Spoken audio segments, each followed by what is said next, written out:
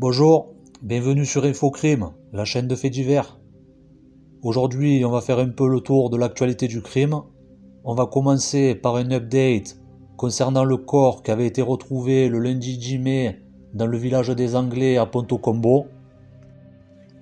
Petit rappel des faits, donc le lundi 10 mai à 5h30 du matin, une livreuse de journaux avait fait une macabre découverte dans ce quartier. Il y avait le corps d'une jeune fille qui était entre deux voitures, avec des marques de coups au visage. L'autopsie, elle montrera que la victime avait été étranglée. Le corps, il avait été incendié post-mortem, après la mort. La victime, en fait, elle présentait des marques de brûlure, mais que sur le dos, à ce qu'on en sait. Et à l'heure où j'avais fait la vidéo, la victime, elle n'avait pas été formellement identifiée. Maintenant, c'est fait. C'était une jeune fille qui s'appelait Anaïs Méchin. Elle était âgée de 18 ans et elle était originaire de Dunkerque. Exactement, elle venait de la cité de Jean Bart à Dunkerque. Récemment, elle avait rencontré un nouveau petit ami qui lui était de la région parisienne et elle faisait les allers-retours entre le nord et la région parisienne en fait. Ce petit ami, il était jugé suspect par les proches de Anaïs.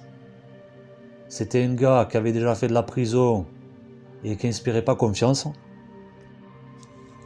C'est ce petit ami qui a averti la famille que Anaïs avait disparu, donc la veille de la découverte du corps. Il a été entendu par la police. Il dit qu'il a déposé Anaïs à une adresse dans le Val-de-Marne. Alors, bon, il faut savoir que Anaïs, elle était connue pour prostitution. Donc, est-ce qu'il a déposé à cette adresse pour faire une passe? Sûrement. Parce qu'il dit qu'il savait que Anaïs, elle se livrait à la prostitution. Il était au courant, ce petit ami, de ses activités. Et il y a un suspect donc qui a été arrêté et qui se dit le client de Anaïs Méchin. Ce suspect, il est âgé lui aussi de 18 ans. Il a été interpellé le 14 mai à Asnières-sur-Seine. Il y a eu une descente chez lui, ils ont retrouvé des affaires qui appartenaient à Anaïs, des préservatifs et du lubrifiant. Et là, donc, il est en prison, il a été mis en examen le dimanche 16 mai et il a été incarcéré. Alors, il y a des éléments troublants. Anaïs, elle avait déjà fait part de soucis, de situations compliquées qui se déroulaient quand elle allait en région parisienne, elle avait dit ça à ses proches. Et le soir, apparemment, où elle aurait été tuée, elle envoyait des messages à sa mère, dont un où il y avait une photo où on voyait son chignon et son front juste, mais on voyait qu'elle était au coin d'un lit, au bord d'un lit, et elle avait marqué comme message « Il me dépouille, c'est ça le porc ». En plus, apparemment, elle avait déjà été victime de séquestration quelques semaines avant sa mort. Alors, est-ce que ce meurtre, c'est entre guillemets une transaction qui a mal tourné entre une prostituée et son client, ou est-ce que c'est un règlement de compte entre bandes de proxénètes? On ne sait pas, pour l'instant. Anaïs, elle était décrite comme naïve et comme influençable par ses proches. Elle n'avait pas été gâtée par la vie, elle avait perdu son père à 5 ans. Il y avait pas mal de choses qui n'allaient pas. Elle a pu tomber sur un nouveau petit copain qui l'a influencé pour faire n'importe quoi. Et après, ça a dégénéré. Les proches, ils pensent que le meurtrier qui a été arrêté, il était peut-être pas seul à cause du message qu'ils ont reçu où Anaïs disait « Il me dépouille, c'est ça le porc ». Alors, est-ce qu'il va y avoir d'autres interpellations? Peut-être, affaire à suivre. En tout cas, Anaïs, elle est décrite comme quelqu'un de gentil, elle comptait faire une formation d'aide à la personne. Elle avait que 18 ans. Voilà, son ou ses meurtriers lui ont levé la vie. Il va falloir qu'il paye. En tout cas, je vous tiendrai au courant pour les avancées de l'enquête. Et on va passer à l'affaire suivante. Puisque vous êtes là, merci de liker la vidéo et surtout de vous abonner. Prenez votre temps, ne vous inquiétez pas, je vous attends. Voilà, merci beaucoup et bienvenue au club.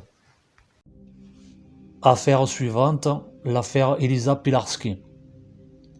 Alors, petit rappel des faits, Elisa Pilarski, c'était une jeune femme de 29 ans qui était enceinte de 6 mois et qui a été mordue à mort par le pitbull de son compagnon. Les faits se sont déroulés dans l'Aisne, en forêt de Retz, le 16 novembre 2019. En fait, elle est partie promener le chien et le chien se serait retourné contre elle. Alors qu'elle était attaquée, elle aurait contacté son petit copain Christophe Eloul qui lui, à ce moment-là, travaillait à un aéroport en région parisienne. Christophe Eloul aurait quitté son travail, se serait rendu sur les lieux et aurait trouvé sa petite amie morte. Il niait catégoriquement que ce soit son pitbull qui ait attaqué sa femme. Il accusait en fait des chiens qui participaient ce même jour à une chasse à courre dans la forêt de Retz. Ça a créé une polémique. Ensuite, il y a des tests ADN qui ont prouvé que c'était bien son pitbull Curtis qui était responsable du massacre.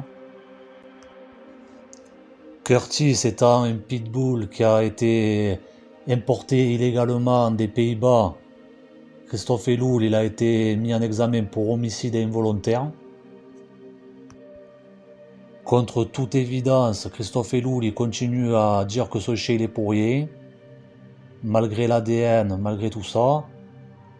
Il dit que ce chien il n'est pas responsable, qu'il n'est pas dangereux, malgré le fait qu'il a été lui-même mordu en présence des gendarmes par ce même chien.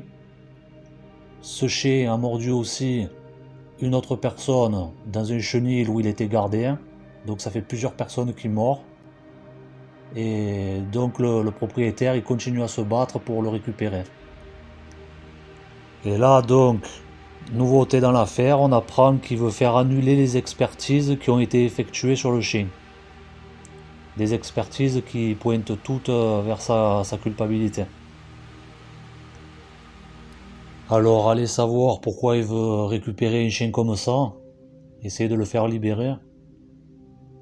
Peut-être qu'il veut qu'il bouffe encore une personne, qu'il morde quelqu'un. En tout cas, je me pose une question. Ce chien, s'il est responsable du massacre, il devait être couvert de sang. Normalement, la police, elle aurait dû s'en rendre compte direct que c'était lui. Sinon, c'est que ce chien, il a été nettoyé. S'il n'y avait plus de sang sur lui, c'est que le chien était nettoyé. Enfin, on verra ce qui se passera par la suite, je vous tiendrai au courant. Affaire suivante, l'affaire Elodie Kulik. Alors, petit rappel des faits, Elodie Kulik, elle a été tuée en 2002. Plus exactement, dans la nuit du 10 au 11 janvier 2002. En fait, elle avait mangé dans un restaurant chinois avec un ami à elle, un restaurant qui se situe à Saint-Quentin dans l'Aisne. Elle regagnait son domicile situé à Péronne, une petite ville de la région. Et sur la route, elle est tombée sur des barjots qui lui ont sûrement fait une queue de poisson en voiture. En tout cas, Elodie Kulik, elle s'est retrouvée sur le bas-côté accidentée. Elle a essayé de joindre les secours. Au même moment, les agresseurs ils l'ont extirpée de la voiture. Cet appel au secours, il a été enregistré et dessus on entend la voix des agresseurs. Le corps de la malheureuse, il est retrouvé le 12 janvier 2002 à Cartigny, à quelques kilomètres de Péronne. Sur les lieux du crime, les agresseurs ils ont laissé de l'ADN, ils ont laissé plusieurs preuves. Malgré ça, malgré qu'ils ont laissé des preuves, l'enquête elle a piétiné pendant longtemps. Alors il y a eu de multiples pistes qui ont été suivies. Elodie Kulik, c'était une jeune femme de 24 ans qui était la plus jeune directrice d'agence bancaire de France. Elle n'avait pas d'ennemis connus. Elle ne fréquentait pas apparemment des gens qui auraient pu lui en vouloir ou qui étaient dangereux ou quoi que ce soit. Donc l'enquête elle a piétiné jusqu'en 2012. En 2012, la police a utilisé une méthode qui était nouvelle en France, qui est la méthode de l'ADN de parentèle. Bon, cette méthode, pour vous expliquer brièvement, d'habitude quand ils avaient un ADN, ils le mettaient dans leur fichier Et il fallait qu'il y ait un ADN qui matche, c'est-à-dire qui corresponde, que ce soit l'ADN exact. Avec cette méthode-là, plus besoin que ce soit l'ADN qui matche exactement, ils en cherchaient qui ressemble. Ça peut être l'ADN d'un familier. Et à partir de ce familier, ils font la généalogie et ils essayent de trouver le meurtrier. Donc, qu'est-ce qu'ils ont fait? Ils ont pris l'ADN qui était sur la scène de crime. Il n'y a rien qui matchait. Ils en ont cherché un qui ressemblait. Ils sont tombés sur un gars qui s'appelait Patrick Viard.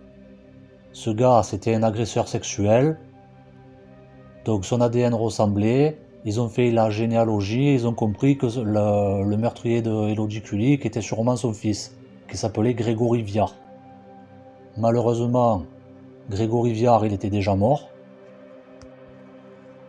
Mais comme sur le coup de fil qui avait été passé au secours et qui avait été enregistré, on entendait plusieurs voix d'agresseurs, la police savait qu'ils étaient plusieurs, donc même si Grégory Viard était mort, ils ont fait son entourage pour savoir qui aurait pu être avec lui, et Grégory Viard à l'époque du meurtre, son meilleur ami, celui avec qui il faisait les 400 coups, c'était Willy Bardon.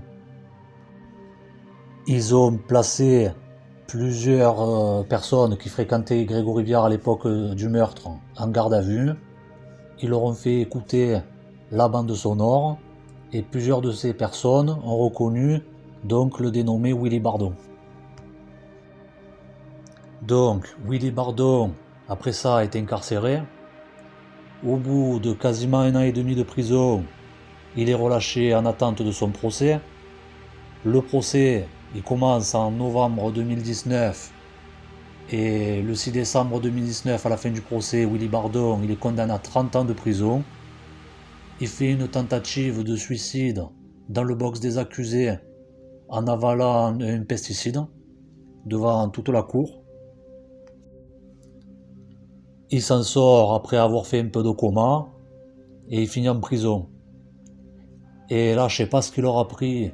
Le 25 septembre 2020, Willy Bardon, il est remis en liberté en attente de son procès en appel. Et donc là, la nouveauté dans l'affaire, c'est qu'on apprend qu'il vient d'être réincarcéré en fait. À même pas 1 mois du procès en appel, parce que le procès doit se tenir à partir du 14 juin. Du 14 juin au 2 juillet, il va se tenir. Et même pas 1 mois avant le procès, ils l'ont réincarcéré parce qu'il aurait violé son contrôle judiciaire. Parce que bon, il avait relâché en attente de son procès, mais bien sûr il avait des obligations, notamment de pointer à la gendarmerie. Et alors qu'il a pointé à la gendarmerie la semaine dernière, il a avoué avoir rencontré un des protagonistes du dossier, ce qui lui était interdit, et du coup ils l'ont réincarcéré le 12 mai. Alors, au départ, quand on a appris ça, il était question de pression sur des témoins. Là, aujourd'hui, j'ai rejeté un coup d'œil, il n'y a plus question de pression sur des témoins, enfin du moins ils n'en parlent plus. Ils disent juste que la personne qu'il a rencontrée et qu'il ne devait pas rencontrer, c'était un ami de longue date, et que bon, il aurait rencontré plusieurs fois, il aurait rencontré 2 fois par rapport à l'achat d'une voiture, et 1 fois parce que l'ami lui a amené un véhicule à réparer en fait. La défense de Bardon, elle a précisé que cet ami, on ne lui avait pas interdit de rendre visite à Bardon lorsqu'il était en prison, qu'il n'avait pas interdiction de le rencontrer entre ces 2 périodes de détention qu'il avait déjà fait. Et aussi il précise que c'est pas une des personnes qui a reconnu la voix de Bardon sur l'enregistrement. Voilà, alors c'est de plus en plus bizarre cette histoire. Il arrête, il le relâche, il arrête, il le relâche, il incarcère un peu plus d'1 mois avant le procès. Bon, j'espère que le procès va prouver qu'il est bien coupable parce que bon, il n'y a pas de preuves formelles, il n'y a pas de preuves d'ADN, tout ça. Il n'y a pas de preuves médico-légales contre lui. Mais bon, les amis, ils ont reconnu sa voix sur l'appel. C'est pas rien, parce que si vous regardez bien, la voix, c'est quasiment propre à chaque personne. Et je pense pas que dans votre entourage, vous ayez 2 personnes qui ont exactement la même voix. Je pense que vous êtes capable de reconnaître quelqu'un que vous connaissez par sa voix. Donc il y a plusieurs personnes qui l'ont reconnu sur cet enregistrement. C'est sûrement que c'est lui qui était sur les lieux. Voilà, donc comme je vous ai dit, le procès va se tenir bientôt. J'espère qu'il va y avoir un coup de théâtre, en espérant par exemple que Bardon décide d'avouer et de dire ce qui s'est passé exactement, voire de révéler s'il y avait d'autres complices à part Grégory Viard, et que la famille, les proches de Elodie Kulik, ils aient enfin le fin mot de l'histoire. Affaire suivante. L'affaire suivante, c'est un double homicide qui a eu lieu hier, donc mardi après-midi, et qui a été commis contre deux personnes assez âgées, une de 73 ans et une de 69 ans. Elles ont été retrouvées mortes dans une voiture qui était enfermée dans un hangar sur leur propriété en fait. C'est un acte qui a été qualifié de particulièrement violent. L'homme de 73 ans, il a été retrouvé sur le siège conducteur avec des marques de coups à la tête. Et apparemment c'était vraiment un massacre. Et sa femme, qui était âgée donc de 69 ans, elle a été découverte dans le coffre de la voiture. Et pareil, elle a été fracassée. Bon, dans les affaires comme ça, de double homicide, quand c'est un couple, souvent c'est la piste familiale qui est privilégiée, la piste du meurtre suivi du suicide. Souvent c'est ça d'ailleurs quand c'est des personnes un peu âgées, le mari tue la femme et après il se suicide.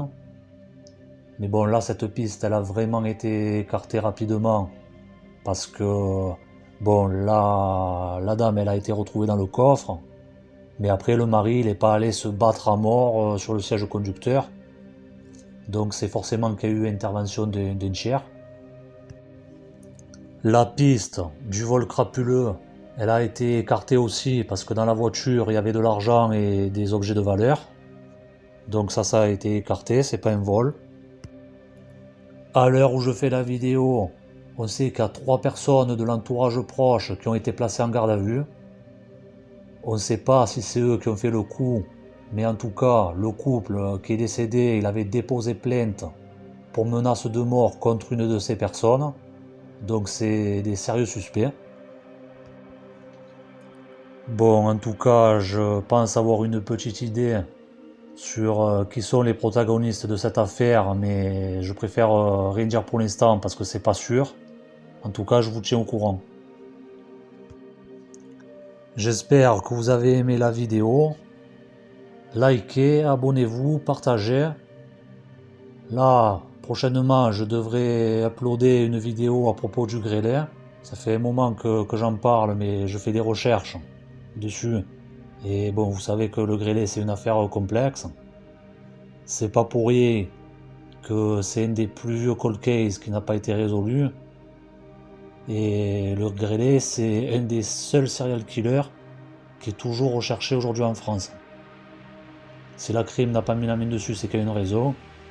Moi, j'ai trouvé une hypothèse qui apparemment n'a pas encore été exploitée, mais j'essaye de trouver plus d'éléments et je vous tiens au courant. Allez, abonnez-vous et je vous dis à bientôt. Merci.